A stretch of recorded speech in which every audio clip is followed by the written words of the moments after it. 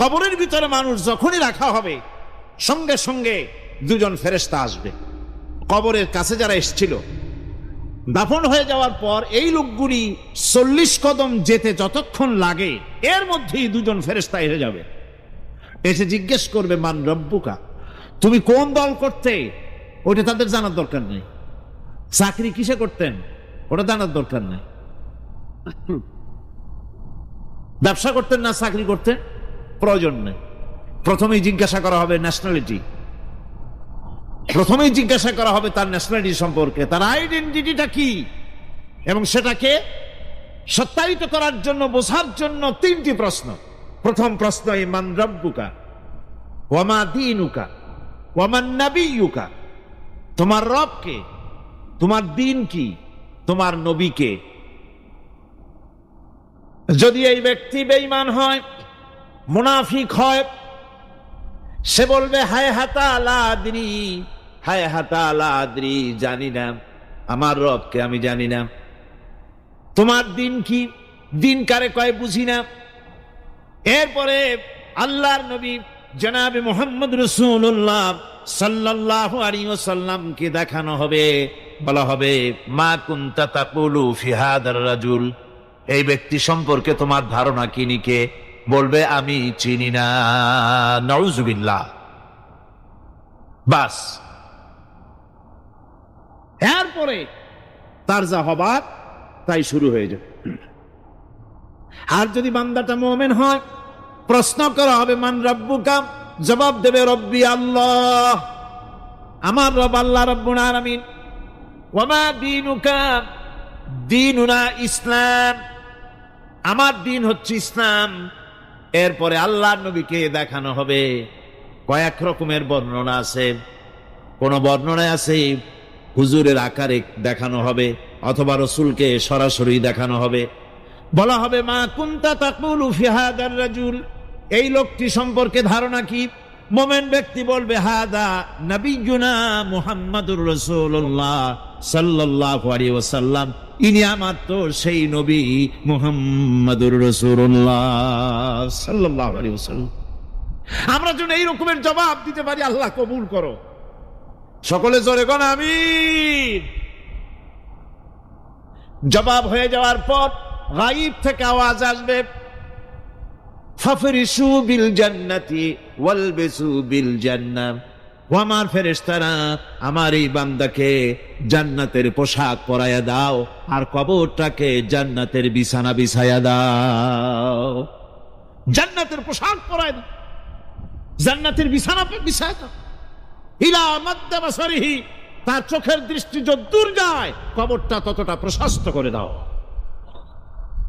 এরপর বেহেশতের পোশাক পরাইয়া বেহেশতের বিছানা বিছায়া ফেরেশতা বলবে নম কানাউমুল উরুস, ঘুমিয়ে যাও।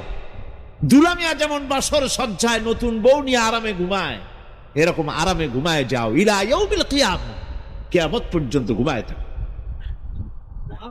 আরামে ঘুমিয়ে থাকবে। এরপরে সিংহায় ফুৎকার হবে, সিংহার ফুৎকারের আওয়াজে তার ঘুম ভেঙে যাবে। বলবে ইয়া ওয়াইলানা মান বা'থানা মিন মারকাদিনা, হায় আফসোস, আমার এত আরামের ঘুম থেকে কে আমাকে জাগ্রত করলো, আমার ঘুমটারে নষ্ট করলো কে। আওয়াজ আসবে হাদা মা ওয়াদার রহমান ওয়া সাদাকাল মুরসালুন, এটা হচ্ছে রহমানের সেই ওয়াদা, আর মুরসালিনরা নবীরা সত্য কথাই বলেছিলেন, সেই কিয়ামত অনুষ্ঠিত হচ্ছে। আমার বন্ধুগণ, সেজন্য এই দুনিয়ার মোহে পড়ে থাকলে পরে দুনিয়ায় যারা অগ্রাধিকার দিবে দুনিয়াকে পরকালের তুলনায়, জবাব দিতে পারবে না কবরের ভিতরে গিয়া। আর যারা পরকালকে অগ্রাধিকার দিবে, দুনিয়ার চাইতে পরকালকে বেশি অগ্রাধিকার দেবে, আর আল্লাহর ভয় কলিজার ভিতরে রাখবে, কবরের জবাব সঠিকভাবে দিতে পারবে, কিয়ামতের দিন আল্লাহ রাব্বুল আলামিন তাদের জন্য জান্নাত দান করবেন। জোরে বলেন আমিন। দুনিয়াটা হচ্ছে দুনিয়া যেখানে আমরা আছি। আমি আগেই বলেছি দুনিয়া হচ্ছে আদনা শব্দ থেকে এর উৎপত্তি হয়েছে, তুচ্ছ নিকৃষ্ট, এটার দাম নাই, এটার মূল্য নাই। হযরত ইবনে কাইয়িম রাহিমাহুল্লাহ নাওয়ারাল্লাহু মারকাদাহু ওয়া জাআলাল জান্নাতা মাথওয়াহু। হযরত ইবনে কাইয়্যিম তিনি বলছেন, সুন্দর করে বলছেন দুনিয়া সম্পর্কে, মা মাদা ফিদ দুনিয়া আহলামুন ওয়া মা বাকিয়া মিনহা আমানি ওয়াল ওয়াক্তু বাইনাহুমা দায়ুন। মা মাদা ফিদ দুনিয়া আহলামুন, জীবনের যে অংশ ফেলে এসেছি সেটা আজ একটা স্বপ্ন। ওয়া মা বাকিয়া মিনহা আমানি, আর জীবনের যে অংশ সামনে বাকি আছে সেটা এখন একটা আকাঙ্ক্ষা। ওয়াল ওয়াক্তু বাইনাহুমা দায়ু, আর এর মাঝখান থেকে সময় সব চলে যাচ্ছে। কত বড় কথা চিন্তা করেছেন? জীবনের যে অংশ ফেলে এসেছি তা আজকে স্বপ্ন, তা আজ কি বলে স্বপ্ন, আর সামনে যা আছে সেটা আকাঙ্ক্ষা, আর মাঝখান থেকে সময় সব চলে যাচ্ছে। এরপরে তিনি বলছেন, وَمَنْ يَسْحَبِ الدُّنْيَا يَكُنْ مِثْلَ قَابِضٍ عَلَى الْمَاءِ خَانَتْهُ فُرُوجُ الْأَصَابِعِ। দুনিয়াদারের অবস্থা হচ্ছে এই, কেউ যদি দুই হাতে পানি খামসায় ধরে, দুই হাতে কি ধরছে বলে, দুই হাতে পানি খামসায় ধরেছে, খুব মজবুত করে ধরেছে দুই মুঠ পানি, বলেন থাকবে কতটুকু? কতটুকু থাকবে? এক ফোঁটাও থাকবে না, কারণ তার আঙ্গুলের ফাঁক তার সাথে খেয়ানত করবে, আঙ্গুলের ফাঁক দিয়া পানিগুলি সব বেরিয়ে চলে যাবে। সুতরাং দুনিয়া যারা চায় তারা ঠিক পানি খামসায় ধরলে পানি যেমন হাতের ভেতর থেকে খেয়ানত করে চলে যায়, যারা দুনিয়া চায় দুনিয়াও তাদেরকে এভাবে ফাঁকি দিয়ে চলে যায়। তবুও দুনিয়ার মায়া মানুষের এত বেশি। আল্লাহর নবী বলেন, লাউ কানা লি ইবনি আদামা ওয়াদিন মিন যাহাবিন লাহাব্বা ইয়াকুনা লাহু সানিন। এই পৃথিবীতে যদি কাউকে একটা মাঠ ভরে যদি সোনা দেওয়া যায়, লোকটা বলবে রব্বুল আলামিন, আমি যদি আরেকটা মাঠ এরকম সোনা ভরা পেতাম। দ্বিতীয় আরেকটা মাঠ দেওয়া হলে আবার বলবে যদি তৃতীয় আরেকটা মাঠ সোনা ভরে যদি পেতাম। নবীজি বলেন, ওয়ালা ইয়ামলাউ জাওফু ইবনু আদামা ইল্লা তুরাব। মানুষের পেট 3.5 হাত মাটি ছাড়া, কবরের মাটি ছাড়া মানুষের পেট ভরবে না। আরো চাই, আরো চাই, চাওয়ার কোনো শেষ নাই। মানুষ এভাবে করে দুনিয়ার মহব্বতে এমনি পাগল হয়ে যায়, শুধু দুনিয়ার মহব্বত, পরকালকে বেমালুম ভুলে যায়। আমি কিন্তু এই কথা বুঝাতে চাই নাই যে পরকালের মহব্বতে, পরকালের ভয়তে বা পরকালের জন্য দুনিয়া আপনি বাজার ঘাট, বেচা কিনা, ব্যবসা বাণিজ্য সবকিছু ভুলে যান, না তা নয়। ভুল বোঝার কোনো কারণ নাই। পরকালকে অগ্রাধিকার দিতে হবে, মানে দুনিয়াটা চিরস্থায়ী জায়গা নয়। চিরস্থায়ী হচ্ছে কোনটা? আখিরাত। চিল্লা এখন কোনটা? সুতরাং এখানে যা করতে হবে, আখিরাতে জবাবদিহিমূলক জীবন যাপন করতে হবে। আপনি ব্যবসা করবেন, ওজনে কম দিতে পারবেন না। আপনি খাদ্যে ভেজাল দিতে পারবেন না, চুরি করতে পারবেন না, ডাকাতি করতে পারবেন না, জেনা করতে পারবেন না, বদমাশি করতে পারবেন না, মদ খেতে পারবেন না, সন্ত্রাসী হতে পারবেন না, হাইজাকার হতে পারবেন না, চাঁদাবাজ হতে পারবেন না, মুনাফাখোর হতে পারবেন না, আপনি চোরা কারবারি হতে পারবেন না, ঘুষখোর হতে পারবেন না, সুদখোর হতে পারবেন না। এই সব কাজ পরকালকে বিশ্বাস করলেই এ সমস্ত কাজ থেকে মানুষ বিরত থাকতে পারে। কথা ঠিক কিনা? এটাই হচ্ছে পথ। সুতরাং এই পৃথিবী থাকবে না, এটা কি চিরকাল থাকবে? না, এর একটা পরিসমাপ্তি ঘটবে। যেমন করে সারা বছর লেখাপড়া করার পর কলেজে, বিশ্ববিদ্যালয়, মাদ্রাসায়, হাই স্কুলে, সব জায়গায় সারা বছর লেখাপড়া করার পর যেমন পরীক্ষা দেওয়ার একটা দিন আসে, সারা বছর ব্যবসা করার পর হিসাব নিকাশ করার যেমন একটা সময় আসে, সারা মাস চাকরি করার পর বেতন পাওয়ার যেমন একটা দিন আসে, সারা জীবন চাকরি করার পর পেনশন পাওয়ার যেমন একটা সময় আসে, অনুরূপ ভাবে এই দুনিয়া যেদিন শেষ হয়ে যাবে, আল্লাহ নির্ধারিত সময় শেষ হয়ে যাওয়ার পর একটা সময় আসবে যখন আল্লাহ রব্বুল আলামিন সব শেষ করে দিবেন, লন্ড ভন্ড হয়ে যাবে, কিছুই থাকবে না। কোরআনে কারিমে আল্লাহ সব বলেছেন, কোরআনে সব আল্লাহ বলে দিয়েছেন। আল্লাহ পাক বলেন এই পৃথিবীর সব কেমন ভাবে ধ্বংস হবে তার চিত্র আল্লাহ পাক কোরআনে কারিমে তুলে ধরেছেন, ইযাস সামাউ ফাতারাত ওয়া ইযাল কাওয়াকিবু তাসারাত ওয়া ইযাল বিহারু ফুজ্জিরাত ওয়া ইযাল কুবুরু বু'সিরাত। যখন আকাশসমূহ দীর্ণ বিদীর্ণ হয়ে যাবে, তারকাগুলি বিক্ষিপ্ত হয়ে ছিটকে পড়বে, আর সমুদ্রগুলি উচ্ছ্বসিত হয়ে পড়বে, কবরগুলি সব তার ভেতরে যা আছে উদ্গীরণ করে দেবে, তারকাগুলি স্থিমিত হয়ে যাবে। এরপরে সমস্ত আকাশগুলি কিতাবের পৃষ্ঠার মতো একটার পরে একটা ঠাস ঠাস করে পড়তে থাকবে, চূর্ণ বিচূর্ণ হয়ে ভেঙে চুরে একাকার হয়ে যাবে। পাহাড়গুলিকে উড়িয়ে দেওয়া হবে, চন্দ্র এবং সূর্য একাকার হয়ে যাবে। আল্লাহ রাব্বুল আলামিন বলেন, ফাইদা বারিকাল বাসার ওয়া খাসাফাল কমার ওয়া জুমিআশ শামসু ওয়াল কমর। চক্ষু যখন বিস্ফারিত হয়ে যাবে, চাঁদ যখন তার আলো হারিয়ে ফেলবে, সূর্য যখন তার আলো হারিয়ে ফেলবে, চাঁদ আর সূর্য সব একাকার হয়ে যাবে, সেই সময়ের অবস্থাটা কি চিন্তা করো। মানুষ হয়রান হয়ে দৌড়াদৌড়ি করবে। ওয়াহুমিলাতিল আরদু ওয়াল জিবালু ফাদুক্কাতা দাক্কাতান ওয়াহিদা।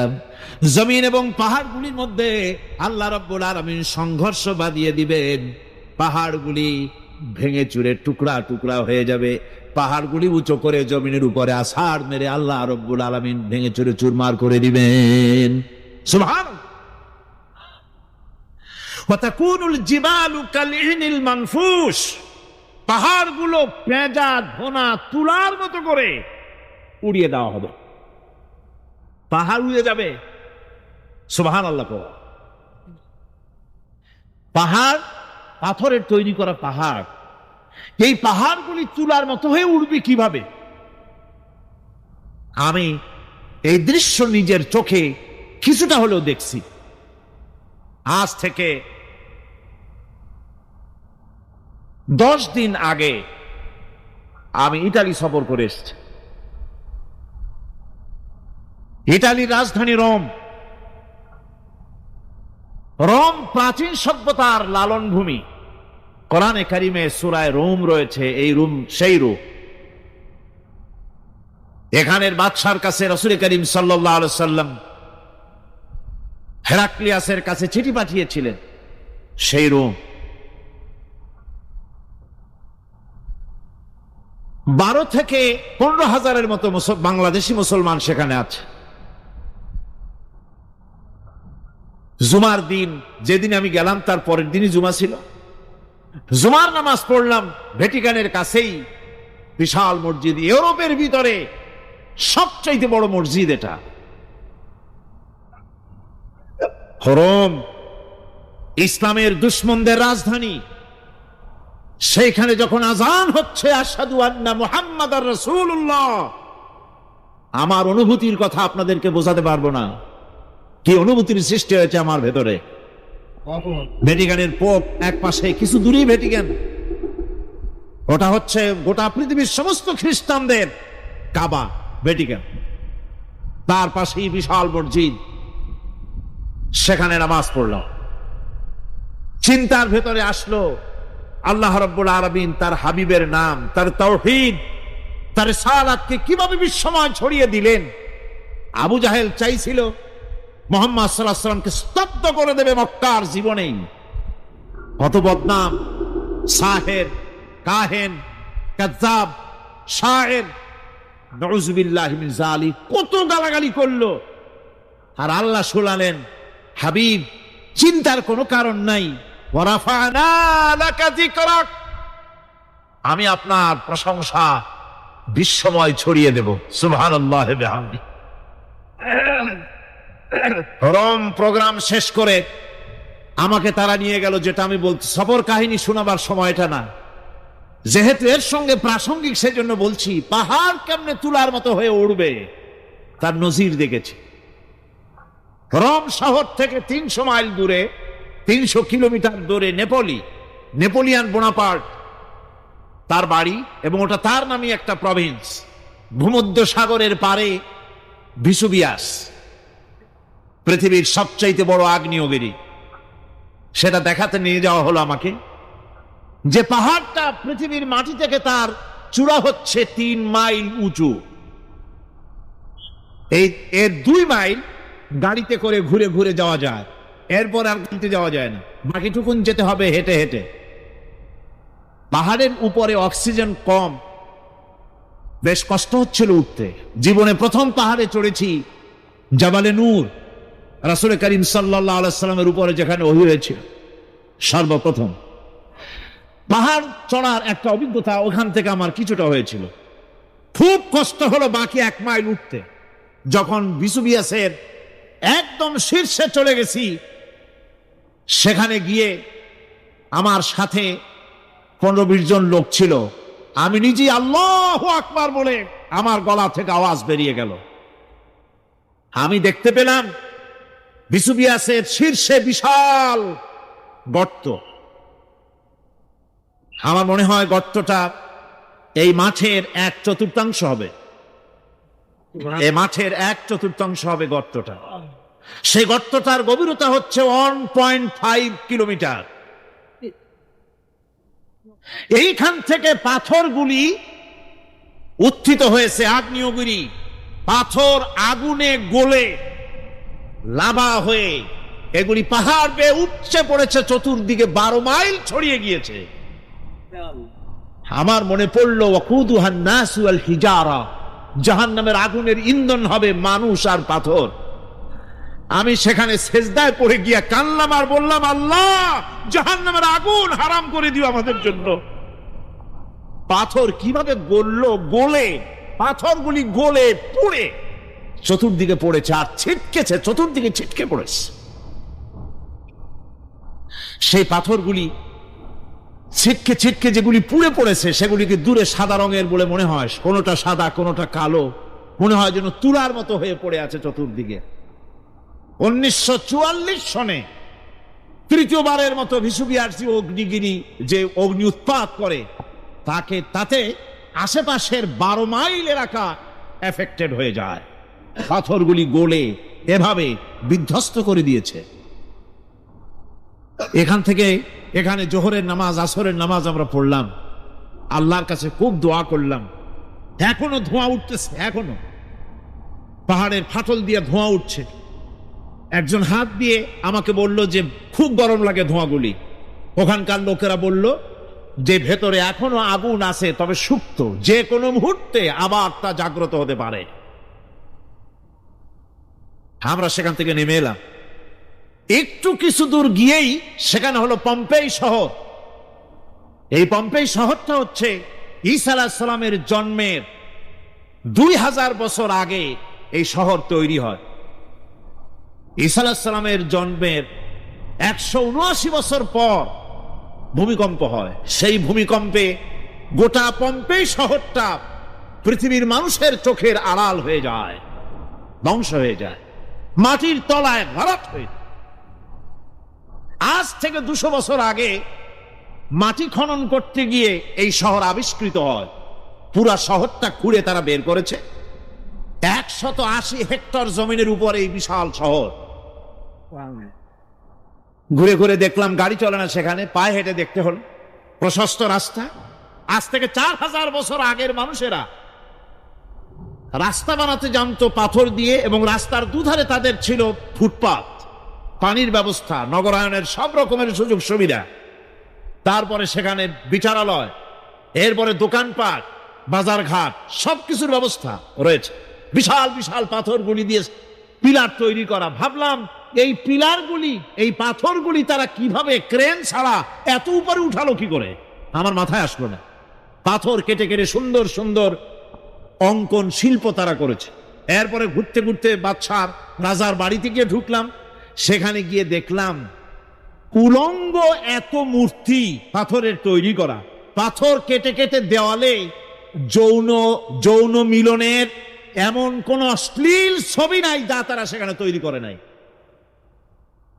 উলঙ্গ মূর্তি আর উলঙ্গ যৌন মিলনের অসংখ্য ছবি দিয়ে এই এলাকা ভরা। তখন আমি বুঝলাম আল্লাহর গজব হওয়ার কারণটা কি, এই শহরটা মাটির নিচে গরক হয়ে যাওয়ার কারণটা কি। আল্লাহ পাক জেনা ব্যভিচার যে দেশে বেশি হয় আল্লাহ পাক বরদাস্ত করেন না। দুশ্চরিত্র যে দেশের মানুষ দুশ্চরিত্র হয়ে যায়, জেনা ব্যভিচার বেশি হতে থাকে, আল্লাহ গরক করে দেন, গজব দেন।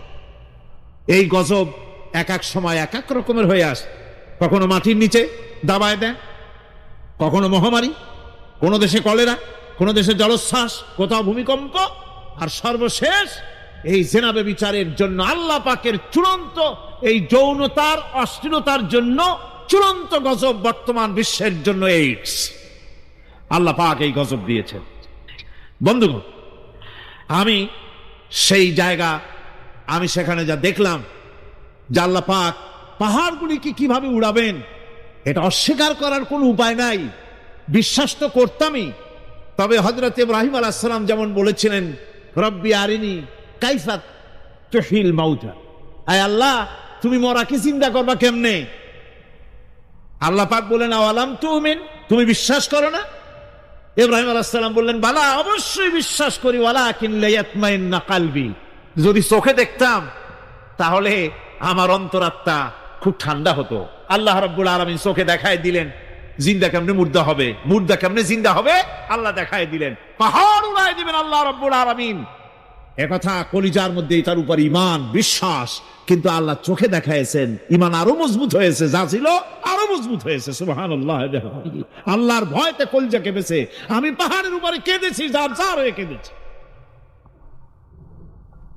বন্ধুগণ, আল্লাহ সুবহানাহু ওয়া তাআলা এই জন্য বলেছেন, কুল সিরু ফিল আরদ, আমার জমিন ঘোরো, ভালো করে দেখো, কাইফা কানা আকিবাতুল মুকাজ্জিবিন, মহাসত্যকে যারা অস্বীকার করেছে তাদের পরিণতি আমি কি করে দিয়েছি, এগুলি চোখে ভালো করে তাকায় দেখো। আমার বন্ধুগণ, সুতরাং এই পৃথিবীর অবসান হবে, এই পৃথিবী ধ্বংস হবে, এই পৃথিবী চূড়ান্ত ভাবে শেষ হয়ে যাবে। ও হ্যাঁ, আরেকটি কথা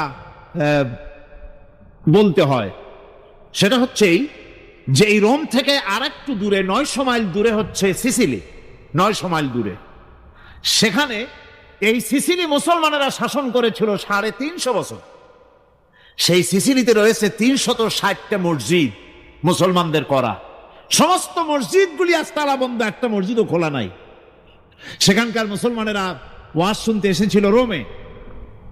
আমি তাদের জন্য পরামর্শ দিয়েছি যে গভর্নমেন্টের কাছে তোমরা দাবি জানাও যে অন্তত একটা মসজিদের দরজা আমাদের জন্য খুলে দাও।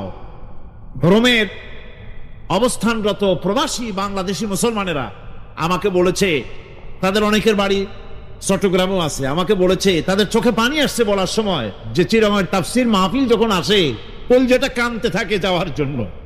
তো যাওয়া তো সম্ভব না এত দূর থেকে, আমাদের সালাম বলে দিবেন যত লোক আসবে, আর আমাদের জন্য দোয়া করতে বলবেন যেন এই রোমের ভিতরে আমরা ইসলামের আদর্শের ভিত্তিতে আমরা যেন চলতে পারি। আপনারা দোয়া করুন তাদের জন্য।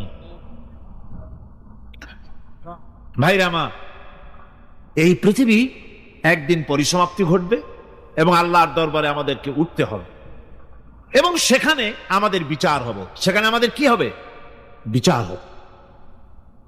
আল্লাহ পাক বিচারটাকে নির্ভুল করার জন্য, সঠিক করার জন্য প্রত্যেকের গলায় আমলনামা ঝুলায় রাখছে। এখানে রেকর্ডের ব্যবস্থা করা হয়েছে। আল্লাহ পাক বলছেন, ওয়া কুল্লা ইনসানিন আলজামনাহু তাইরাহু ফি উনুকিহি ওয়া নুখরিজু লাহু ইয়াওমাল কিয়ামাতি কিতাবান ইয়ালকাহু মানশুরা।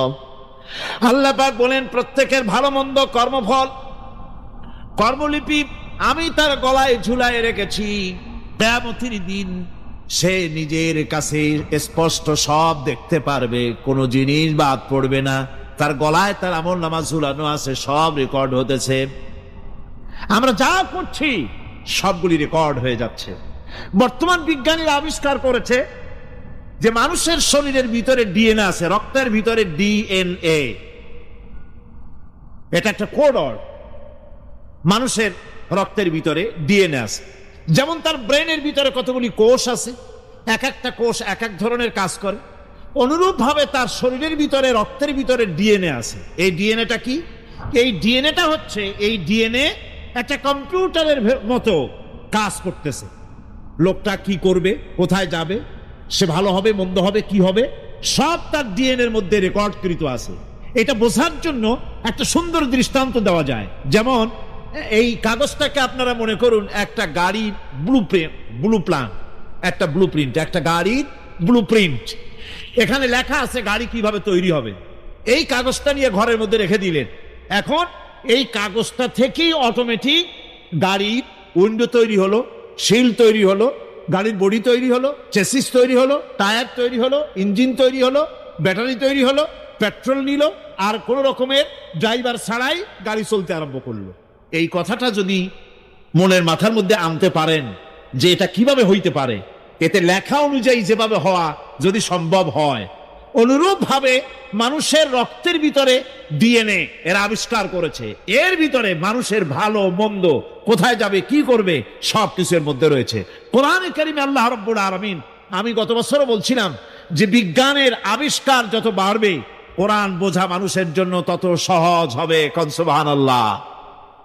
কোরআন বোঝা মানুষের জন্য তত সহজ হবে।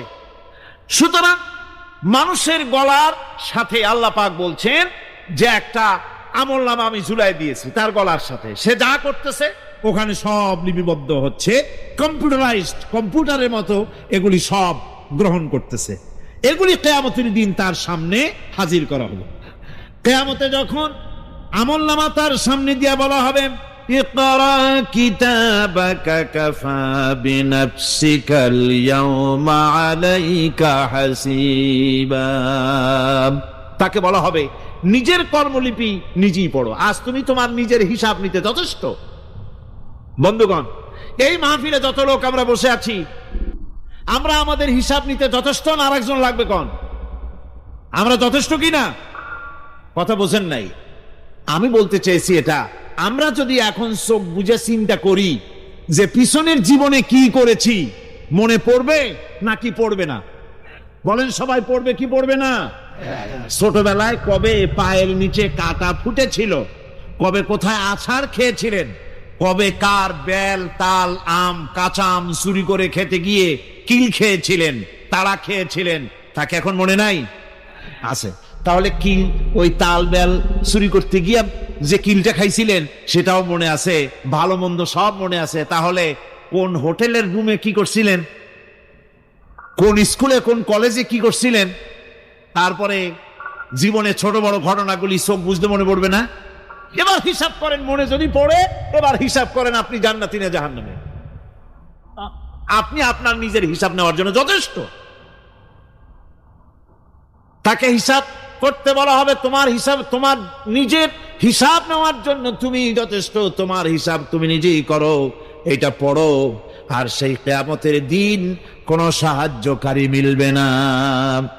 لن تنفعكم أرحامكم ولا أولادكم يوم القيامة لن تنفعكم। কিয়ামতের দিন কোনো ফায়দা হবে না, অবশ্যই কোনো ফায়দা হবে না, কোনো উপকারে আসবে না। কিয়ামতের দিন তোমার সন্তান, তোমার স্ত্রী, তোমার মাল, তোমার সম্পদ কোন উপকারে আসবে না। কিয়ামতের ময়দানে সেদিন সব তোমার সাথে বিচ্ছয় করবে, সব পালায় যাবে। সেখানে উৎকোচেরও কোনো কারবার নাই যে ঘুষ টুস দিয়া, ফেরেশতাদের কোন রকম বুঝবাজ দিয়া, আলাদা কোনো চোরাগলি পথ দিয়া একেবারে ফুট করে ভেসতে চলে যাবেন, এমন কোনো সুযোগ নাই। অনেকে বলে, হুজুর এমন কিছু দোয়া শিখায় দেন যাতে ওই সব জেহাদ বোমা এগুলি খুব ভয় পাই, ও সব রাস্তা টাস্তা না, খুব সহজে কিছু দোয়া দুরুদ করিয়া আস্তে করে জান্নাতে চলে যাওয়া যায়, এরকম একটা দোয়া, এরকম একটা পথ বলে দেন। আমি বলি, ভাই এরকমের কোন চোরাগলি আমার রাসূল আবিষ্কার করতে পারেন নাই, আল্লাহর পয়গম্বরের ওই ধরনের কোন পথ আবিষ্কার করতে পারেন নাই। সেখানে কিয়ামতের দিন কাউকে উৎকোচ গ্রহণ করার কেউ নাই, উৎকোচ দেওয়া যাবে না। আর উৎকোচ দিবি নেবা কি, আপনার কাছে কিছু নাইও, থাকলেও নেওয়ার কেউ নাই। এই দুনিয়ায় ফাঁকিবাজি করে বহুত কিছু করা যায়, কিন্তু কিয়ামতের মাঠে এগুলি কিছুই চলবে। اليوم لا ينفع مال ولا بنون। কিয়ামতের দিন ধন সন্তান সন্ততি আর সম্পদ কোনো কাজে লাগবে না। সেদিন শুধু আমল যদি ভালো হয় কাজে লাগবে, আমল খারাপ হবে সব শেষ হয়ে যাবে। আল্লাহ রাব্বুল আলামিন নবীজিকে ডেকে বলেছেন, নবী আপনি বলেন, কুল মা কুনতু বিদআম মিনার রাসূল, আপনি বলুন আমি কোন নতুন রাসূল নই, আমার আগে অনেক নবী রাসূল পৃথিবীতে এসেছেন, তারা বিদায় হয়ে গেছেন। আমি জানি না কিয়ামতের দিন আল্লাহ রাব্বুল আলামিন আমার সাথে কি ব্যবহার করবেন, আর আমি এও জানি না যে কিয়ামতের দিন আল্লাহ পাক তোমাদের সাথে কি ব্যবহার করবেন। এই আয়াত নাজিল হওয়ার পর আল্লাহর হাবিব তার মেয়েকে ডাকলেন, জামাইকে ডাকলেন, নাতিদেরকে ডাকলেন, আহলে বাইতদেরকে ডাকলেন, আর বললেন, ও আমার মেয়ে কলিজার টুকরা ফাতেমা গো শোনো, কেবলমাত্র আয়াত নাজিল হয়ে গেল, আল্লাহ পাক আমাকে শোনায়ছেন কিয়ামতের দিন আমি জানি না আমার সঙ্গে কি ব্যবহার করা হবে, আর এও জানি না যে তোমাদের সাথে কি ব্যবহার করা হবে। ও আমার কলিজার টুকরা মেয়ে ফাতেমা, কিয়ামতের দিন মুহাম্মদ সাল্লাল্লাহু আলাইহি সাল্লামের মেয়ে এই হিসাবে তোমার নাজাতের ফয়সালা হবে না। ও আমার কলিজার টুকরা নাতি হাসান আর হোসেন, কিয়ামতের দিন মুহাম্মদ সাল্লাল্লাহু আলাইহি সাল্লামের নাতি হিসাবে ফয়সালা হবে না। ও আমার জামাই হযরতে আলী, কিয়ামতের দিন আমার জামাই হিসাবে নাজাতের ফয়সালা হবে না। আমল যদি ভালো হয় ফয়সালা ভালো হবে, জান্নাতে চলে যাবে। আমল যদি খারাপ হয় কার নাতি কার জামাই দেখা হবে না। সুবহানাল্লাহ। কঠিন কিয়ামতের মাঠ। এই পরকালের বিশ্বাস যদি কলজার মধ্যে ঢোকে মানুষ ভালো হয়ে যাবে। কোন সুবহানাল্লাহ। আপনাদের দৃষ্টিতে পারবে। কথার জবাব যে দিলেন না, পুলিশই কি মানুষের চরিত্র ভালো বানাইতে পারবে? পুলিশের চরিত্র ভালো বানাবে কেডা? সেটাই তো কথা। মানুষের চরিত্র যাতে ভালো থাকে, মানুষের জন্য খারাপ কাম না করে সেজন্য পুলিশ যাতে খারাপ কাম না করে সেজন্য আরো একটা ডিপার্টমেন্ট আছে না, তারা যাতে খারাপ কাজ না করে সেজন্য আর একটা আছে। এন্টি করাপশনের আবার এন্টি করাপশন আছে, তার উপর আবার এন্টি করাপশন আছে। এন্টিটার অভাব নাই। সুতরাং পুলিশ দিয়া, বিডিআর দিয়া, আর্মি দিয়া মানুষের, দেশের, জাতির চরিত্র ভালো বানানো যায় না। রাসূলুল্লাহ এ দিয়ে বানান না, এটা ইসলামের নিয়ম নয়। পুলিশ দিয়া, আর্মি দিয়া দেশের মানুষের চরিত্র ভালো বানানো যায় না। চরিত্র ভালো বানানো যায় কেবলমাত্র পরকালের ভয় দিয়া। কিসের ভয় দিয়া? ওই যে মক্কার জীবনে ওই সমস্ত মানুষগুলি যারা চুরি করত, ডাকাতি করত, জেনা করত, বদমাশি করত, যারা শয়তানি করত, যারা মানুষকে খুন করত, এই মানুষগুলি এত ভালো হয়ে গেল, যারা চুরি ছেড়ে দিল, ডাকাতি ছেড়ে দিল, জেনা ব্যভিচার ছেড়ে দিল, এত ভালো হয়ে গেল, পৃথিবীর মধ্যে সেরা মানুষ তারা হয়ে গেলেন। জোরে বলেন সুবহানাল্লাহ। নবীর সাহাবীরা পৃথিবীর শ্রেষ্ঠ সন্তান, নবীর সাহাবীরা পৃথিবীর সেরা মানুষ, তাদের চাইতে সেরা মানুষ নবীদের পরে আর কেউ হতে পারে না। জোরে কোন সুবহানাল্লাহ। নবীর পরে পৃথিবীতে শ্রেষ্ঠ মানুষ কারা? সাহাবায়ে কেরাম রিদওয়ানুল্লাহি তাআলা আলাইহিম আজমাইন। ওনারা তো কুফরের মধ্যে ছিলেন, শিরকের মধ্যে ছিলেন, চুরি, ডাকাতি, জেনা, ব্যভিচার এমন কোনো পাপ নাই যা করা হয়নি। তারপরে যখন আল্লাহর নবীর কাছ থেকে তাওহীদ, রিসালাত ও আখিরাতের দাওয়াত পেলেন, কি সোনার মানুষ এক একজন হয়ে গেলেন। সুবহানাল্লাহ।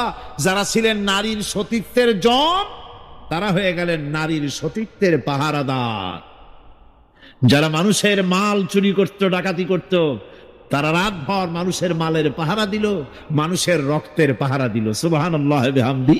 রক্ত সম্পদের পাহারা দিল। রাসূল বললেন, খায়রুল কুরুনে কারনি, সর্বশ্রেষ্ঠ যুগ তো আমার যুগ। বন্ধুগণ, এরপরে একটা জীবন আসবে ওই কিয়ামতের ময়দানে। এই পরকালের বিশ্বাসটা গুরুত্বপূর্ণ ব্যাপার। আমাদের সব কিছুর হিসাব দেওয়া লাগবে। আল্লাহ পাক বলেন, ইন্নাস সামআ ওয়াল বাসারা ওয়াল ফুআদা কুল্লু উলাইকা আনহু মাসউলা। নিঃসন্দেহে মানুষের শ্রবণ শক্তি, দর্শন শক্তি এবং তার অন্তঃকরণের কল্পনা সম্পর্কে আল্লাহ রাব্বুল আলামিনের কাছে জিজ্ঞাসিত হতে হবে। কান দিয়া কি করেছিলা, চোখ দিয়া কি করেছিলা, মুখ দিয়া কি করেছিলে, হাত দিয়ে কি করেছিলে, সবকিছুর জবাব আল্লাহ রাব্বুল আলামিনের কাছে দিতে হবে। সবটার জবাব দিতে হবে, কোনো কিছু বাদ যাবে না। এমনকি মনের ভিতরে যে কল্পনা আমরা করি, এই কল্পনার হিসাবও আল্লাহর দরবারে দিতে হবে। কোরআনে কারীম বলছে, ওয়া ইন তুবদু মা ফি আনফুসিকুম আও তুখফুহু ইউহাসিবকুম বিহিল্লাহ। মনের ভিতরে তুমি যেটা কল্পনা করো সেটা প্রকাশ করো, অথবা তুমি গোপন রাখো, যাই তুমি করো না কেন, আল্লাহ রাব্বুল আলামিন এর হিসাবও তোমার কাছে নেবেন। ফায়াগফিরু লিমান ইয়াশা ওয়া ইউআযযিবু মান ইয়াশা ওয়াল্লাহু আলা কুল্লি শাইইন কাদির। মহান আল্লাহ পাক বলেন, করার পর তোমার মনের ভিতরে কি কল্পনা করেছিলে ওইটার হিসাব আমি নেব। হিসাব নেওয়ার পর যারে খুশি ক্ষমা করে দেব, যাকে খুশি শাস্তি প্রদান করব। সবকিছুর উপরে আল্লাহ রব্বুল আলামিন শক্তিমান, সব তিনি করতে পারেন, সমস্ত কুদরত রয়েছে তার। সুতরাং মানুষদেরকে, আল্লাহর বান্দাদেরকে বিশ্বাস করতে হবে যে আমার কোনো কথা বাদ যাবে না। কথাগুলি রেকর্ড হচ্ছে, কথা রেকর্ড হচ্ছে। আমি যে ওয়াজ করতেছি এই কথাগুলি রেকর্ড হচ্ছে নাকি হচ্ছে না? অনেক টেপ রেকর্ডার রেকর্ড হচ্ছে, অডিও ভিডিও হচ্ছে। আজ থেকে 50 বছর পর যদি এই রেকর্ড বাজানো হয়, আমাকে যদি বলা হয় যে আপনি অমুক জায়গায় অমুক কথা বলেছেন, আমি যদি বলি না আমি কথা বলি নাই, তারপরে যদি রেকর্ড বাজানো হয়, তাহলে আমি কথা যে বলি নাই যদি বলি, তাহলে এটা ধরা পড়বে না? সেখানে ধরা পড়বে না? তাহলে এই মানুষের কথা প্লাস্টিকের ফিতায় রেকর্ড করে 50 বছর, 100 বছর, 200 বছর, 500 বছর যদি প্লাস্টিকের ফিতায় এটাকে চলচ্চিত্র করে অথবা টেপ রেকর্ডারে করে যদি ধরে রাখা যায়, এই বুদ্ধিটা কে দিলেন কত দেখি? সবাই কন্যা এই বুদ্ধিটা দিলেন কে? যে আল্লাহ রাব্বুল আলামিন মানুষের মাথায় বুদ্ধি দিলেন, যার দ্বারা সে মানুষের কথাবার্তা অ্যাক্টিভিটি সব ধরে রাখতে পারে। সে আল্লাহ রাব্বুল আলামিন বুঝি আপনার আমার কথা এবং আপনার আমার অ্যাক্টিভিটিসকে তিনি বুঝি ধরে রাখতে পারবেন না কিয়ামত পর্যন্ত? পারবেন কিনা? সেজন্য রাব্বুল আলামিন বলেন, মা ইয়ালফিযু মিন কাওলিন ইল্লা লাদা